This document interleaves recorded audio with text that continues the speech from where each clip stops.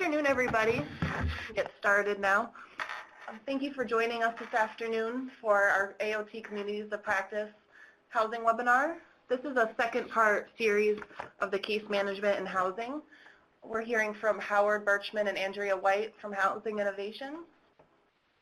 And the topic is building motivation for housing.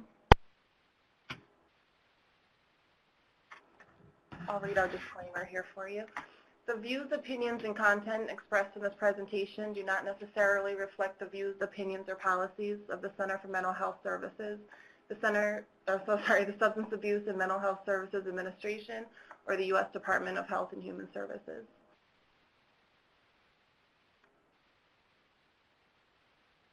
We ask you to please keep your phones on mute if you're not taking part of the discussion, and please do not put your phones on hold during the webinar.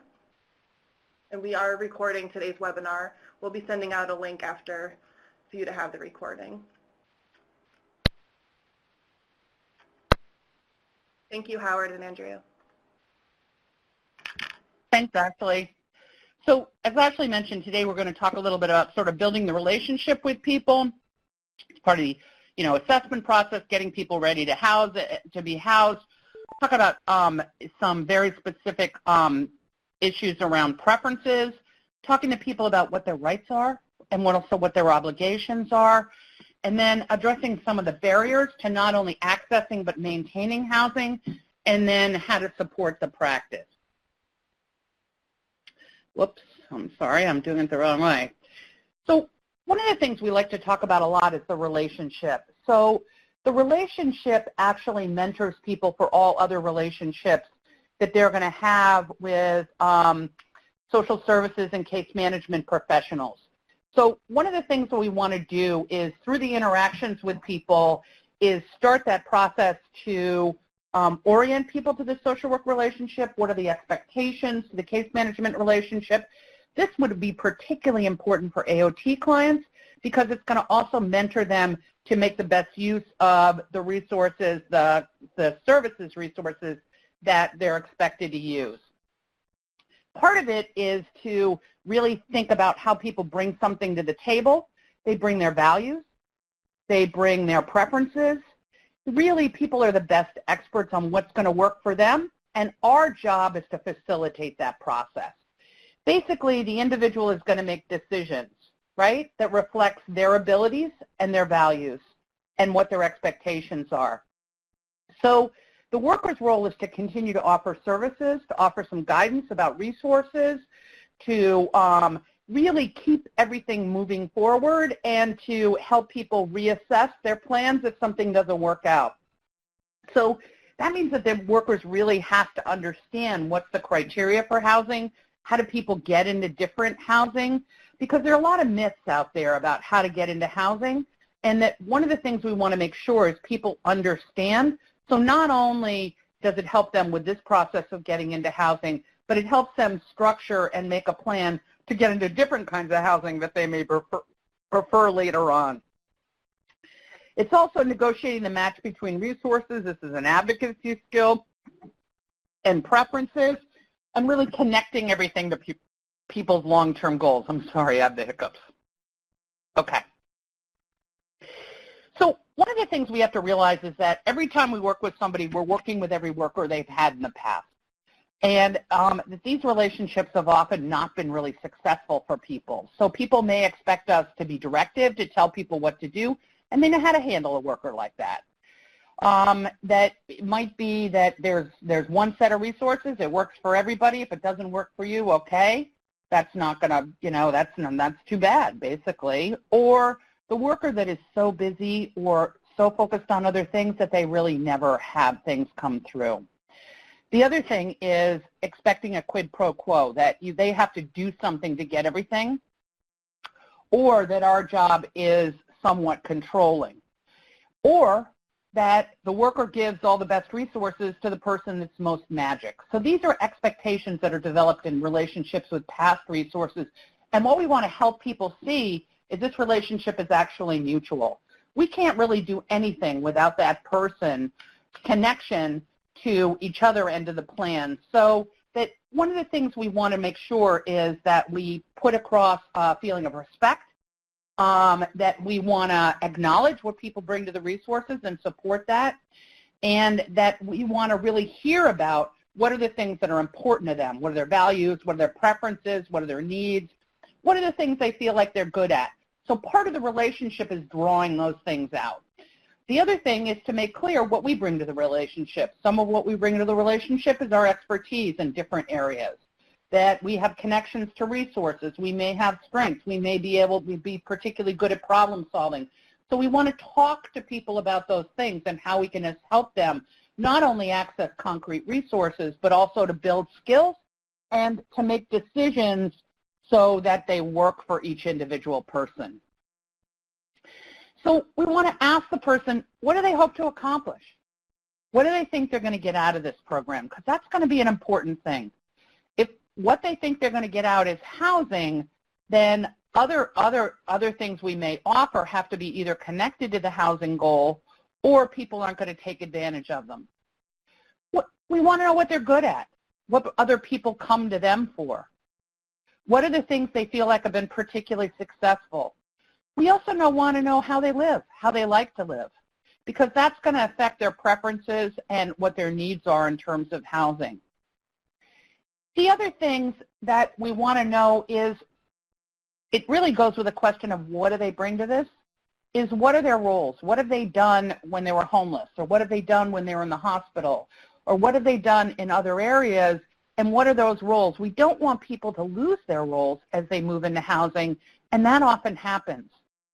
People really need structure and purpose to both access and maintain housing. Part of that is the question about what they do on a normal day. The other thing is what's most important to them. We want to hear about that their kids are most important, or it's most important to see their friends, or working. Those are things that people often bring up when you ask them these kinds of questions. We also want to look for comfort. So we want to ask a person what's bothering them, what makes them uncomfortable, and being careful not to make assumptions. So for instance, if somebody's very psychotic, I might make an assumption that that is really the most painful thing in their life, where in fact, the fact that their foot hurts is more important. And in fact, the whole idea of getting the foot attended to and get some relief from the foot might make people believe that there might in fact be some relief from some of these disturbing symptoms that maybe current medication is not addressing. We also want to talk about what we bring to it, right? People make assumptions. They don't really know what to do with social workers or case managers, and when they go out to their house, it's even more confusing. We want to make sure that people understand how the program works. We also want people to understand how they get out of the program. What are the markers that they have to meet in order to come off of AOT? Because that might be their primary goal. We also want to help people take on the full rights and responsibilities of tenancy, and we always want to start with rights because people have a lot of rights in housing, and they're very different from the rights that they might have in a hospital or homelessness. So that's an important thing, and it helps people build equity in their housing, and it helps people begin that problem-solving or skill-building process to negotiate for the things that are important to them. You always want to balance out rights and responsibilities. You also want to talk about how housing connects with their life goals. It's a lot easier to reunite with your grown kids if you have housing to depend on, or maybe your primary family, or maybe your friends. The other thing is a lot of people want a social relationship or a date. It's a lot easier when you have housing. They want to increase their income. Having a stable address makes that a lot easier. So let's talk about how to do that, how to connect those goals. The other thing is to make sure that people understand how we will be there, how often we will be there, and how people can get in touch with us, and where people can come and find us. That's a really important thing, so that making sure that people understand what the structure is of the relationship and how they can reach us, and what they do in the times they may not be able to reach us. So for instance, one of the things that we do with a lot of people who are in housing is we find that they turn night into day. So they in fact want to reach their case manager at 3 o'clock in the morning. Most case managers aren't unavailable in that time. Let's talk about what else would work. Would a warm line work? Would a crisis line work? Is there a friend they can depend on? Those are things that we want to have conversations with people. We also want to identify different options and be clear about how people access those options. We also want to identify options that may be available to them later on. You know, most people who haven't had housing for a while have these goals of they want a house or they want something. You know, one of the clients I worked with one time explained to me that one of the reasons why people talk about that is because it's a dream. If you don't think you're going to get anything, what are you going to talk about? Some room in an SRO, single room occupancy hotel, or are you going to think about a house? So we want to know what's important to them about that and what are the options and how they can build their skills while they're in their first housing in order to move forward and what our role is in moving that forward. We want to be persistent and we want to be consistent. People should know where to reach us and when we're going to come by. People should know that we're going to be counted on and that we're going to negotiate simple tasks and we're going to lay it out. We're also going to talk to people about what the worker's tasks are in order to accomplish goals and what the individual's tasks are in order to accomplish goals. It's important that people be able to hold us accountable because that's how people develop relationships, begin to advocate for themselves, and begin to trust. We want to define the paths. We want to set up some short-term options. We want to set up some longer-term options. We want to talk about how people access those options. And we also want to talk about the renegotiating because every option doesn't work for every person. Something may look really good to somebody, or people may be looking to get out of the hospital or get out of a homeless shelter, and all of a sudden they're there for 3 weeks and it's really not working for them. We also want to talk about how to reassess and what we can do in those things. We also want to be clear about what's important for a lot of people to maintain themselves in the community. Increasing income is really important, and also being able to work off the subsidy eventually because it gives people a lot more control of their lives. We're going to also recognize what are the skills that people have. We talked about some questions, right? The person also knows what works and what worked in the past.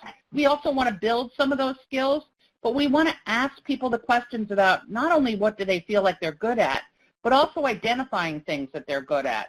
For instance, that in order to get out of the hospital or the shelter, that they were really able to keep appointments and they were really able to advocate for themselves to get housing. How can we use those skills to maintain housing? We also want to work on things we can work on together. Absolutely. If people want to do things by themselves, who are we to interfere? But we want to set a short time frame. Say, why don't I check in with you in a couple of days to see how it's going and to see if you need some help. We also want to make sure that we're absolutely sure about what people are saying. So let's say somebody had a plan to increase income and it was a job. There's a lot of things going on in your life. Seems like it's hard to maintain a steady job. Maybe we could consider a combination of some benefits and also trying to work so that you have a base and you have options and money in order to move forward. Do you want to discuss other options? Is this something you want to talk about? Is this something you're against? Maybe we could talk more about what benefits mean. For instance, many people want to know that it doesn't mean you're disabled for your whole life in order to get a disability payment. It means for a period of time. So the other thing we want to do is support people's choice.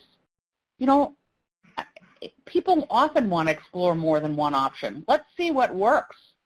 That makes a lot of sense. So our job is to keep it moving forward, to help people think evaluatively about what they've tried, and to help people identify the skills that are involved in each option. We want people to be able to move on and make these decisions by themselves, and building these skills is an important way to do that. So we're going to begin with what's important, right? So having a home is important, right? Let's talk about how you did that. So how can we use those skills to maintain housing? We just talked about that. You know, you really worked hard to get housing, and it was really successful. You were able to advocate. You were able to present yourself to a landlord. You got your paperwork together. A lot of those skills are similar to the ones that people would need to either apply for benefits or apply for a job. Can you use some of those skills? Where do you see from your past experience that you need help? What do you think that you're able to do on your own or with the help of your system of care? The other thing is help people identify the progress. Oftentimes progress is really slow and it's in very small steps. People are often focused on the final goal and don't see their own progress. If you don't see progress, it's easy to get discouraged. So we want to make sure that we break it down and we help people see how they are moving forward in the process, and we want to acknowledge these small steps. This is a graphic for motivational interviewing, and as you see here, this is a theme here. Our job is to keep it moving forward and recognize success. We're also going to help people think critically or evaluatively. What are the costs and benefits? That's how people make a decision. Rarely is everything all good or all bad. We also want to recognize that there are several different ways to go. It may not be the way that we choose to go, but we want to support people in whatever way they choose to go based on their own experience, which is acknowledging what they bring to the table, unless it's dangerous, of course. And we also want to begin with a common understanding about what's negotiable and what's not negotiable. So, for instance, if somebody was participating in AOT, it may be difficult for people to decide they don't want any services anymore. But maybe the services can be changed so they work better for people. Those are things that we're going to talk about with people on a regular basis. If people aren't in charge of their own lives, they'll abdicate responsibility. It's a natural thing. This is not just for the people we serve, it's for everybody. We want to help people take responsibility or take more responsibility for their own lives, and we want to help people work in a cooperative process. These techniques from motivational interviewing help people do that. This is a simple graphic we put together, and you'll see that there are references to motivational interviewing that we took these from in the back of the document.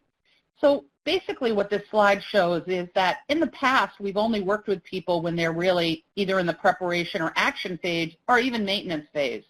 Really, what we want to focus on is many people don't have awareness of the problem. That's why they got in this mess to begin with.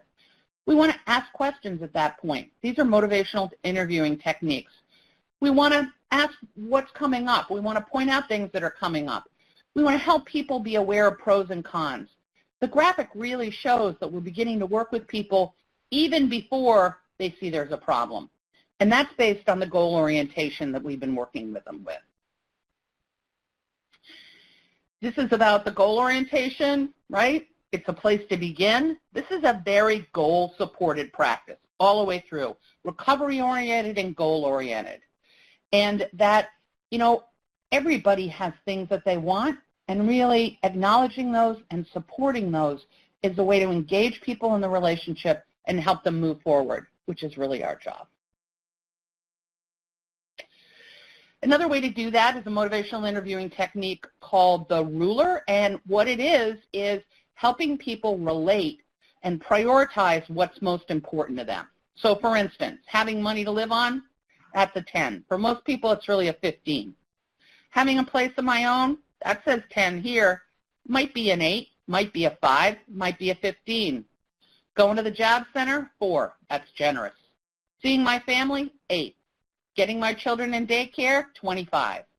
Being able to chill with friends, 20. Okay, so really it's a scale of 1 to 10, but I'm exaggerating because some things are radically more important to people than other things. Our job here is to raise the importance of other things that may be steps toward these goals. Going to the job center goes with having money to live on. If that's really a 15, okay, then going to the job center has to come up. So how are we going to do that? Seeing the family? Maybe not, but maybe the family can help take care of the kids while they're working, or, being able to relax. The other thing is we always put something in about having a little fun, being able to chill out, being able to relax, seeing your friends, because you know what? This can't be all just progress towards a goal, right? It has to be also things that reward people. You also want to look at the discrepancies, and you want to look at how that relates to helping people move forward. The other thing is to really understand housing preferences. These are things that make it really important to people, but it also gives you a framework to help people negotiate that. And as I said, oftentimes people identify things that may not be possible, but they don't really know the options. So another example is everybody that was homeless that came in to see me or I went to see, often even when they were on the streets, I'd say, So what are you looking for? And they'd say, you know what, I'd like a Section 8 voucher. The truth is, everybody's not getting a Section 8 voucher. So we want to talk about and break down what's most important to people. It may not be a house with a pool right away, but that might be a long-term goal. We want to ask questions about what's most important to them. This is a more detailed, and you can actually click on this because you'll see this electronically, and you'll get this. So it asks you where you're now, might be in a hospital, might be in a shelter, what you would love, what your dream is. We really want to support people's dreams because those help people move forward in their lives. That's how people develop these goals. And then we want to talk about what's negotiable and non-negotiable. That comes from some of the eligibility. That comes from some of the structure of AOT. But that also comes from what's important to them and what's not important to them. So if somebody owes a loan shark money in their neighborhood, who would they pay? The loan shark or the landlord? I'd pay the loan shark because I'd be more scared of the loan shark, right? So we want to know those things. We want to know that people can't live near the homeless encampment because in the past they've gotten evicted for moving everybody in. And it's harder for them to do that. So we want to know what's negotiable and non-negotiable from the structure of our program, but we also want to know what's negotiable and non-negotiable from each individual person's own framework. That's the mutuality. So these are just some examples. These are totally changeable. If other things are coming up, please do that. I just want to say that, you know, sometimes it's really important in some of the things that help people move in, pets, for instance, or being near transportation, or, you know, having enough income to go to the movies once in a while or play pool, or being able to, you know, get some fishing gear or whatever people want. That's an important thing, too. Have a date, right? So we want to really talk about these things, and we want to talk about what it looks like. So an example to follow up on that, disposable income. Oftentimes when people say they want to increase their income or they want disposable income, we ask people, okay, so let's talk about ways you move forward in that. Really, what we want to say is, how much money do you need to live on, right? We don't want to go right to a budget or right to a specific thing. We want to really get people's opinion. How much money do you need to live on? How would an elevator help you, right? Services on site, services off site. Okay, what's worked for you in the past? Why do you think that might be helpful? We want to ask those questions. Even if we think those are the best things for the person, we want the person to think about why that might work best for them.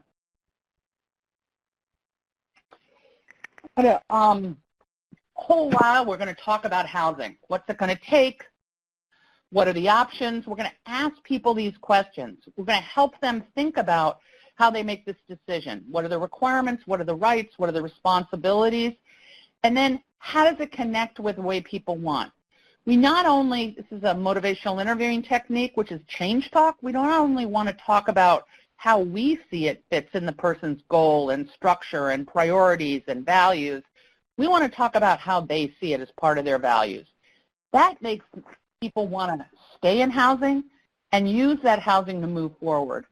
People don't stabilize in housing, it's really no good. You know, housing people a bunch of times, that doesn't really help. So we want to move on from that. So at this point, I'm going to turn it over to Howard, and I will come back at the end of the webinar. Thanks. Thank you so much, Andrea. I just want to actually move backwards and highlight a couple of things here on the talk housing slide as well. I mean, we think it is very much, in all these conversations that we have with people around housing, it is really important to start emphasizing what the responsibilities are that are associated with housing. How much money is it going to take? What about utilities? Are there going to be issues about their credit histories and their background history that may make it difficult to be able to secure housing? You know, increasingly, the Department of Housing and Urban Development is encouraging providers who are serving special needs populations to adopt a housing first approach, which means that we want to have minimum restrictions in terms of on the front end in terms of the barriers that prevent people from getting into housing. However, that doesn't mean that property owners necessarily follow a housing first approach at all. And although we are going to try and house people regardless of what their credit history is, regardless of what their prior housing history is, that's not a situation that a property owner is necessarily going to take. So we need to understand what their background is to try and understand what some issues that may come up. Also, we want to talk with them what their housing options are. Many people will present, the first time we encounter them, they're going to be as single individuals. Is that the way they really want to live? Are there other people that are important for them to be living with? We want to try and assess that, because not everyone does well living with others, and not everyone does well living entirely on their own. We need to work through those scenarios with folks.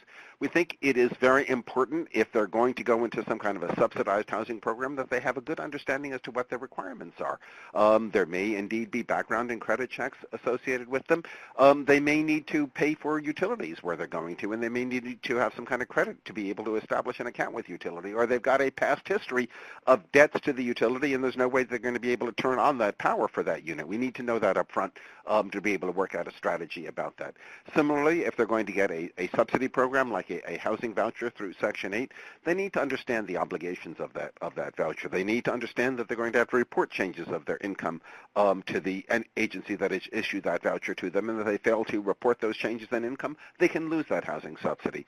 Similarly, there may be housing quality inspections, there may be annual income verifications, and we need to make sure that people are familiar what those obligations are so they can be prepared for them. Certainly when we talk about rights, and we'll spend a little more time talking about this, that really is distinguishing people who are in housing from people who are not in housing. People in housing have very, very specific rights, and we want to emphasize those rights to them, because that's a lot different being able to live when you are housed as opposed to the way that folks had to live when they were homeless. We also want to understand, again, what it is that people are really looking for. If they're really looking for privacy, are they looking for safety? Are they looking for a place where they can store their belongings without other people messing with them? Do they want to have freedom from rules and obligations that they've had elsewhere, so they can live like any other person in the community? We want to talk about, and it's important to understand people's history when they were in housing and their history of homelessness. Both sides of the story are highly essential. Many people may have had either no prior experience in their lives when they had a lease in their own names, or it could have been so many years ago that they really have not great experience and not great familiarity with what those obligations are. It's very important to find out what that background is. Similarly, how folks lived when they were homeless is going to give a great indication as to some of the issues that may come up when they are placed in housing. So, for example, if we discover that folks, when we meet them, have got a great many possessions that they're bringing around with them, it could very well be an indication that these people have a tendency to collect things. And we may need to monitor them very carefully, because they could have some a hoarding disorder, and it may become a level of collecting that's going to make it very difficult for them to maintain that housing. So we want to assess that. Similarly, if they lived in an encampment situation and they had a vital role in that encampment, they potentially were a leader of that encampment, we want to learn about that too, because it may very well be that they are going to feel very uncomfortable being away from that role, and they may try to replicate that role by basically establishing another version of the encampment in their living unit, which is not going to result in a long-term housing stability. Similarly, they may have spent a lot of time in collective setting, group settings, either in hospitals or in homeless shelters, in which case being entirely on their own in an apartment is going to be could be very, very, very stressful for them, at least initially, and we want to be able to prepare them for that feeling, especially, that first time that door closes and they're in that unit by themselves. It could be a very, very traumatic experience, and we want to have some preparation for that in advance.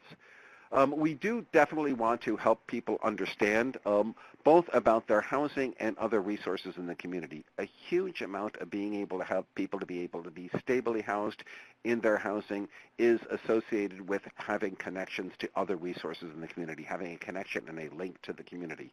But first, we certainly want to, when people are placed in housing, we want to spend some time with them in the unit, help them understand everything about the unit, understand, what is available to them. We also, again, really want to, at that point in time, be reiterating what the expectations are, making it very clear that when the rent is going to be due, what it's going to take to be able to budget to have that money available, whether they want to choose to use tools like a direct, basically a direct payment from their checking account to the landlord at the first of the month, or if they're receiving benefits, having that direct fund transfer happen within a day or two of their benefits check arriving in their account, so they're able to be assured of meeting that rent payment obligation. We want to basically make sure they understand again and again, and we'll go through a slide describing this, but what the really obligations, what their responsibilities are when they are a tenant in the building. Similarly, it is very, very helpful for people to have these connections to communities, and many times the worker can play a very vital role in establishing basically that warm connection, a warm handoff to services in the community. It could be helping them introduce to a faith community where they can find support, could be helping them introduce to 12-step and other support groups in the community, could be helping them find out access to the local YMCA so they can engage in recreational or fitness activities, could be community mental health or social support services that we want to help people do. We want to, again, accompany them, help them make that initial transition to services in the community, and we want to, as many times, help to identify what it is they really seek to do and identify options for them as to how they may be able to fulfill that. Again, the requirements that folks need to do in order to maintain housing, while they're not complex in terms of listing the rules, they really are they are the essence of what the skills that folks need to be able to live independently in the community. If they're able to acquire these skills, they will basically have far fewer needs of workers in order to be able to maintain their housing. Basically, folks have got to understand that they can't, if they're in housing, they cannot disturb their neighbors. And this is going to be a different thing. Again, many folks may be used to living in environments that are very noisy and may be comfortable in high noise environments. And as a result, they may turn TVs, radios, and things like that up quite loud because that's the level of noise that they're used to having. Helpful to understand for people what that can mean, what kind of impact it can have on the neighbors. Can be very useful just doing simple tools like having them turn their TV and inviting them to come outside of the unit and hear what it sounds like outside of the unit so people can get a greater understanding as to how the fact, even though they don't intend to, they could actually be disturbing their neighbors. Obviously, paying the rent on time is essential in order to do it. Folks, it is, that is a skill of paying rent is something if people have experienced homelessness, it's a skill that they very much can have and a habit that they can have gotten out of the habit of, and it's a very difficult one to reacquire. It becomes really essential that right from the get-go, people understand that if they basically start out in housing without paying their rent, it's going to be very, very difficult to reverse that behavior later on. Obviously, people have to understand what the basics of both housekeeping and maintenance of the unit to make sure that they're not creating a hazard for themselves or the other folks who are living in the building. Again, if you have evidence that people tend to, and you're doing your home visits and it appears that there's a lot of stuff that's appearing in that apartment, one has to intervene very quickly, set some clear rules as to what is allowable, so that people can understand. Again, it is their own unit. They have a lot of rights in that unit, but the extent to which they're bringing so much property and stuff like that, that they're creating a situation that is unsafe for themselves, where they could be, attracting vermin and other undesirable things to the unit, they need to understand what that means about. Finally, it is a legal residence. They cannot engage in illegal activity, which often can involve the consumption of substances. They need to understand doing those kinds of things is going to be jeopardizing their housing. And obviously, as important as the rent is the obligation to pay their utilities on time and when they are due. But at the same time, tenancy provides a lot of rights to people that, especially if they were living in institutions or were living in homeless settings, they really have not had before. I mean, when they are housed, they have a full right of privacy, which in an institutional setting they would not naturally have. Important for folks to understand that they have the right to control who can come into their living space and who can't. This is a very different experience for a lot of folks. They also have a right to decent housing, decent conditions, meaning that once they've signed a lease on it, basically the property owner has this thing called a warrant of habitability, and it is incumbent upon the property owner to be leasing a property that meets local building code, meets local building standards. And if that unit is not meeting those standards, People who are in housing have every right to demand that it be brought up to those standards because they have a right to a well-maintained housing. And finally, when they are in housing, they have legal rights to occupy that housing. We know that sometimes issues may come up, and when issues do come up, it's not unusual for property owners to put things up like 3-day notice, 5-day notices, which appear to indicate that the person has got to leave without question. It's important that our folks understand that they are not required to leave just because someone tells them to do, somebody puts a note on their door. They really need to understand the process as to how they could be legally removed from that unit so that they do not just leave the unit the first time that something goes wrong, and they also are able to articulate their rights of occupancy in the unit. At the same time, we think that helping people to understand both their obligations and rights works well if we can have a relationship with both a property owner who is basically assertively enforcing the lease. Really, let's assume that in some instances we may be working with tenants who've got a voucher subsidy and they're paying a small portion of the rent is the part that they're paying out of their pocket. And let's say that sometimes landlords find that it's not necessarily worth their time to pursue that small amount of money from the participant, and they're comfortable just getting the share of rent that's coming as part of the voucher subsidy. That really doesn't work. It's really not helpful. It's not really training folks that they need to meet their monthly obligations. We really need a landlord who's going to enforce the lease, who's going to require that people pay their rent on time, who's going to require that there is not disturbances and other things going on that. And on top of that, we would love it if a property owner will communicate with us when there are issues that arise and give us the opportunity to come in and try and achieve a resolution.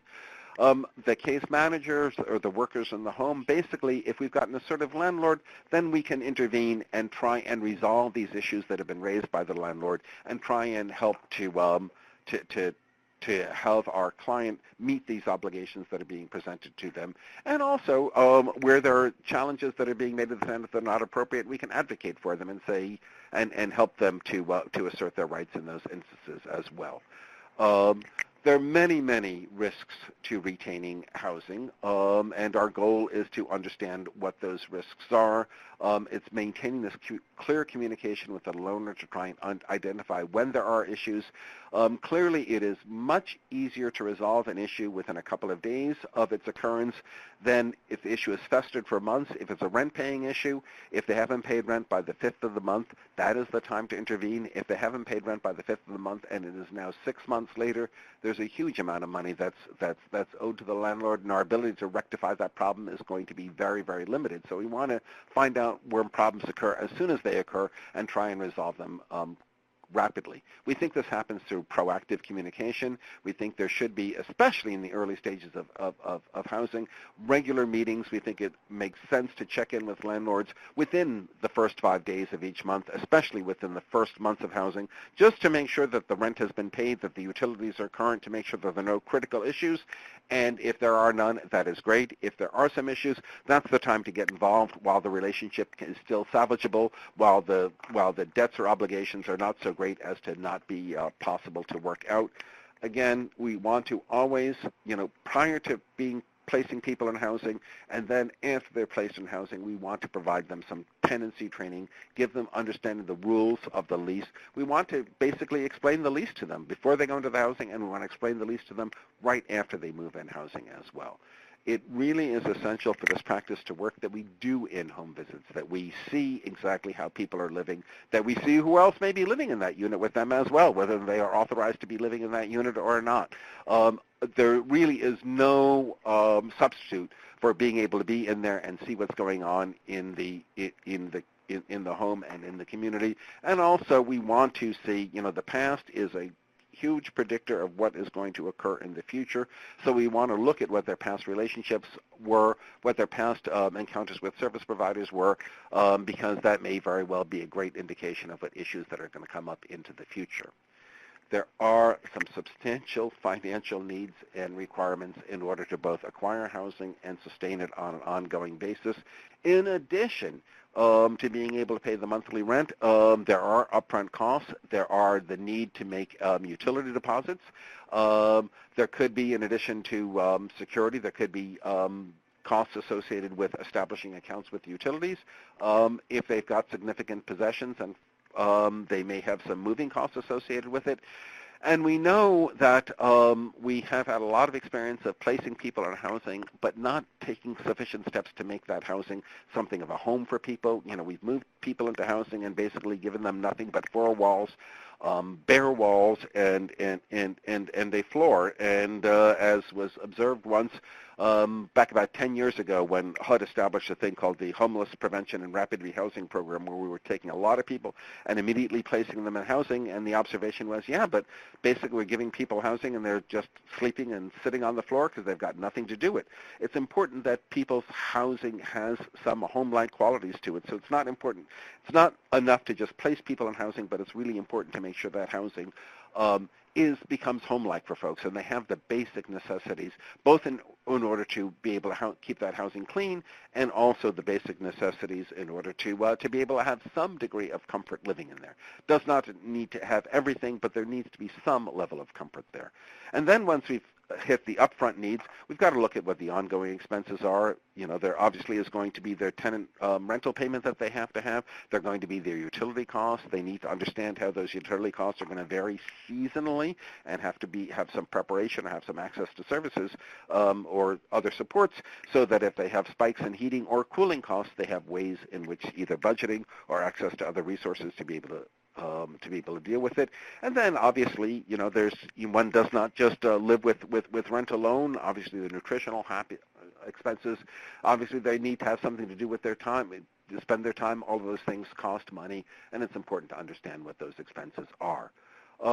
We do want to see what kind of barriers there could be for people being able to sustain housing. Obviously, we want to intervene as quickly as possible when it appears there are going to be some lease violations that could lead to housing instability.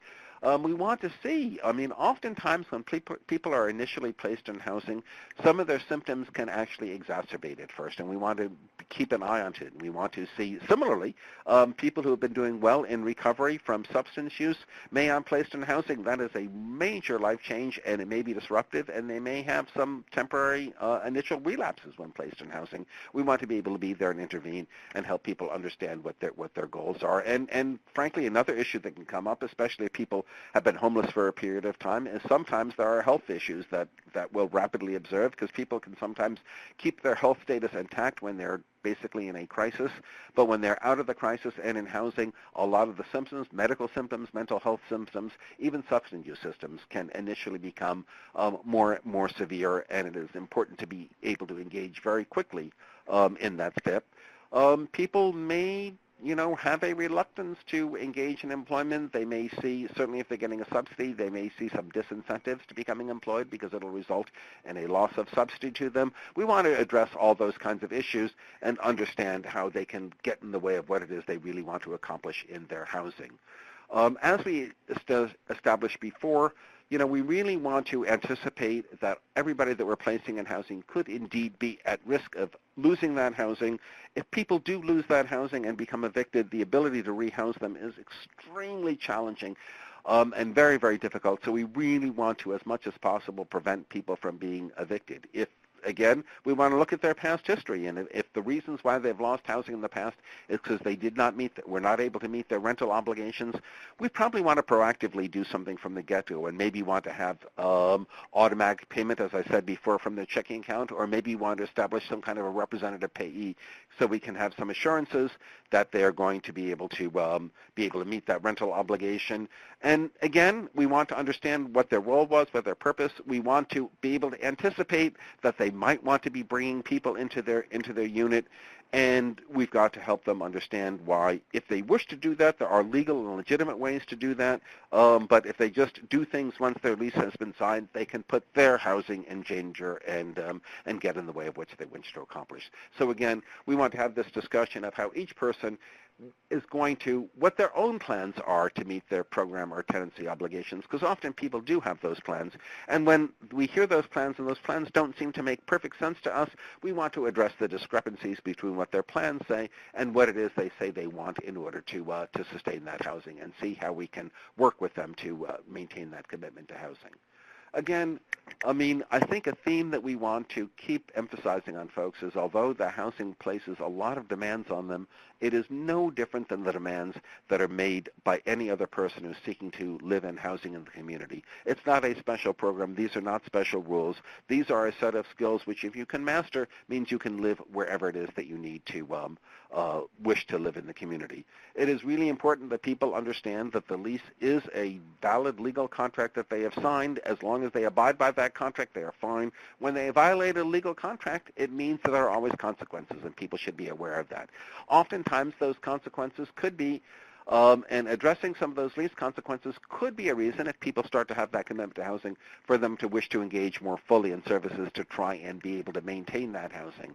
And again, what we want to really look at is what are the behaviors that people are engaging in? What are they doing that is actually going to make it more difficult for them to be able to sustain their tenancy and to be valuable members of the community as well. Again, we want to see the extent to which they are able to use some sort of critical thinking. We want them to understand that the benefits of paying rent means that they can keep their housing. And if they can keep their housing, they've got a safe place to be. They can have protection for their belongings. And finally, if there are people that they want to be connected with, children and stuff like that, they can have a way to be with them as well. And finally, you know, even if this particular housing is not working perfectly for them, continuing to pay the rent, meeting those obligations mean that they're earning equity. They're building up the potential of a landlord reference. They're building up a rental history that they can then show to another landlord that may have more desirable housing, that they've acquired these skills and would therefore be a good tenant for them as well. You know, clearly those are all the benefits from paying rent, but folks can also understand that there are drawbacks to paying rent. They've got very, very, very limited incomes. There are other expenses. The folks that they associate with have extremely limited incomes and have crisis too. So many times they may give the limited income they have to help somebody else who is in a crisis, and we have to understand that may be. And frankly, they may be used to a more kind of a flexible environment where people can get by without necessarily meeting all these obligations. And unfortunately, when you're talking about a rent situation, that is not often the case. It is an inflexible thing, and they have to meet that obligation. It is important that people understand that some things are negotiable and some things that are not. And any behavior that presents an active danger to the person or others is not negotiable, and we really need to intervene quickly in situations where there is an active danger to self or others. The lease is not one of those items. The obligations of tenancy is not something that can be negotiated. It has to be fulfilled. However, there can be other ways to address it. As we're indicating here, if they're having trouble paying the rent, maybe it is their income is too limited. Maybe we need to find arrangements where they can live with other people so the amount of money that they have to pay for their rent is less than if they have to pay 100% of the rent themselves. Could also be that either a representative payee or some other arrangement may need to be established in order to help them meet the obligations of paying that rent. If it is established that they really are having difficulty in terms of making basic housekeeping stuff, we want to look at the services that are available, potentially through Medicaid or other resources. We may be able to arrange some services of a homemaker to come in and help them to address their housekeeping and other standards. Obviously, you cannot create noise and such that is going to disturb the neighbors. That's not possible. But however, that does not mean that the things that the folks are doing that are causing the neighbors to be disturbed cannot be done in a way that's not going to disturb the neighbors. So we need to look at what it is they're doing. If it's important for them to be able to socialize with their friends in their housing unit, they have a right to do that. They just need to learn how they can do that without at the same time disturbing their neighbors and putting their housing in jeopardy. Folks need to understand, again, as we've articulated the rights and responsibilities of being a tenant, it needs to be reinforced time and time again. As we are saying, we are not asking anything differently of our clients than we're asking for anybody else who is a residential tenant in the community. It's important that the rule is consistent and that it's predictable and that it's enforced when it needs to do. And indeed, any time people are having a challenge as tenants, it could be an early indication that they may be having problems elsewhere, and intervening on this tenancy issue can help address other issues that they may be confronting. Andrea, I think I'm going to give it to you now. Great. Thanks, Howard. So we talked about this before. We want to talk about what the role of the worker is. We want to talk about their options. We want to talk about their rights and the expectations of tenancy. The other thing that this does is really reinforce choice. If we're really about choice, people have to know what the expectations are so they can make an informed choice about their future. Part of that is the financial realities that Howard talked about, and some of this is also the process and the timelines. Housing is not always as quick as we wish it was, and that people often get discouraged. So really understanding upfront how long it might take, though it's going to be an estimate, is going to be important. We also want to make a plan with people, and we want to really limit the areas of intervention. We want to limit them through the lens of housing. We want to focus on the most pressing needs. Housing is the shoes that people wear, that they walk forward in. They can use treatment more effectively, as we know. They can increase their income. They can do things that make people full functioning and contributing parts of society. That's an important part of this. So we want to really focus on the most pressing needs that impact housing access and retention. We also want to really pull in those long-term goals because people do things to get things, and people have a lot of dreams. And we want to acknowledge those dreams and help people work towards those dreams. We also need to remember that this is not a linear process. I don't know if you've all been to a salad bar on Monday, but it's packed. You go on Friday, everybody's at Five Guys or In-N-Out or wherever in the country you are. The truth is that motivation is affected by, other elements, and also people can't always maintain a high level of motivation. So we want to look at it as it waxes and wanes. We also want to make sure that people are connected to the sustainable resources, both services and supports, because people need supports in their life. That really oftentimes makes the difference between homelessness and housed. If you think about it, if you lost your job, if you lost your income, would you be homeless?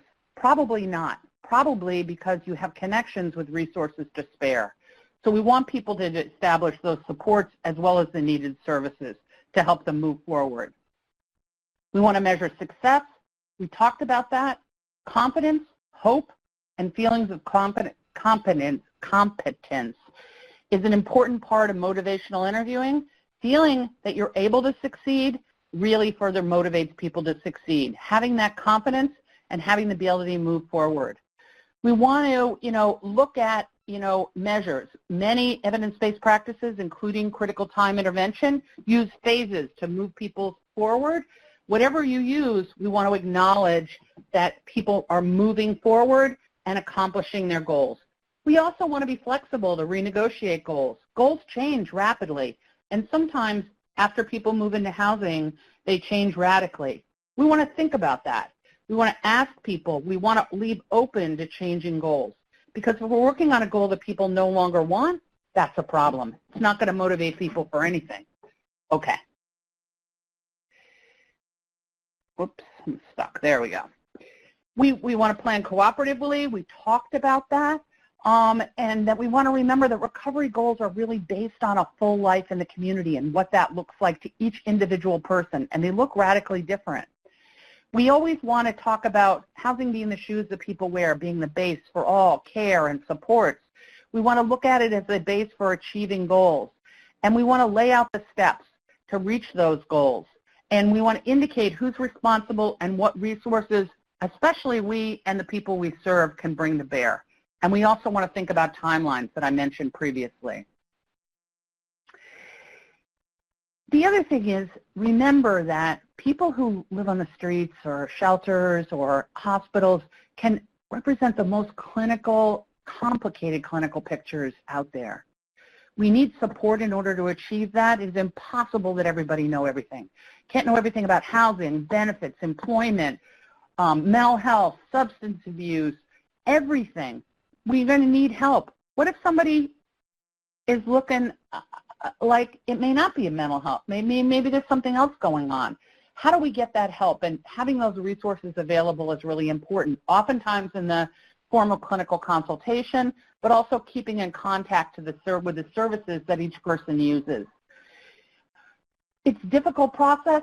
it's not always going to be consistent. It's not always going to be steady moving forward. We have to help people reassess any setbacks so they can keep moving forward.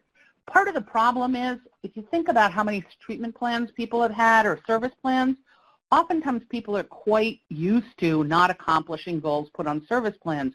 We want to change that because the service plan really provides people with the structure, and we want to get those resources. And that can be a difficult thing, but engaging your whole process and your whole community as well as your whole agency in getting those resources in is an important part of that work. These are some resources for tenancy education. It's a RentWise workbook. It's available through the University of Minnesota. There's also HUD tenant rights by state. The workbook is actually designed, much like illness management and recovery, as a workbook so that you can move forward and people can take that workbook with them and refer to it if they need to do that.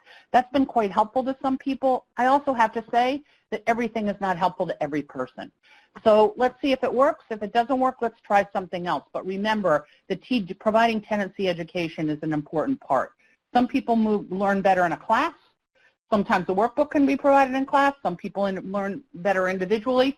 We need to think about that, about what's working for each person based on their needs and preferences. As mentioned, these are some resources and references to motivational interviewing that were referred to previously in the discussion, and those are all available to you. And these are our contacts if people should have any questions. But I'm going to turn it back over to Ashley at this point and say thank you. For Howard and I, it's been a pleasure working with you all.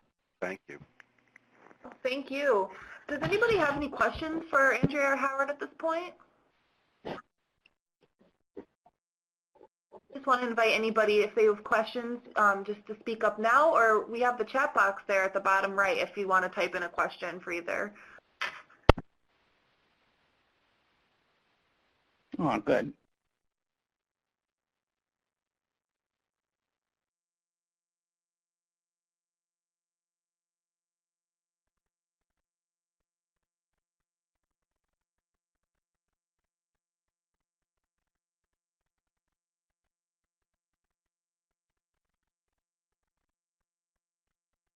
Thanks, Pete. If people think of things later, they can always channel questions through Ashley, and we're happy to respond. Yep, absolutely. In fact, I'm just going to go on to the next slide real quick. And just a reminder that office hours are available. So I have my contact information there and my email and phone number. If you want to jot that down, if you want to set up the office hours, please just reach out to me, and I'd be happy to set that up for you. Great. Okay. Well, if we don't have any questions. The webinar, Ashley, somebody asked if the webinar is available to watch later. Whether it's available to watch later. I did record the webinar, and I'll be sending that out this afternoon, the recorded link. So, yep, you'll certainly be able to watch that.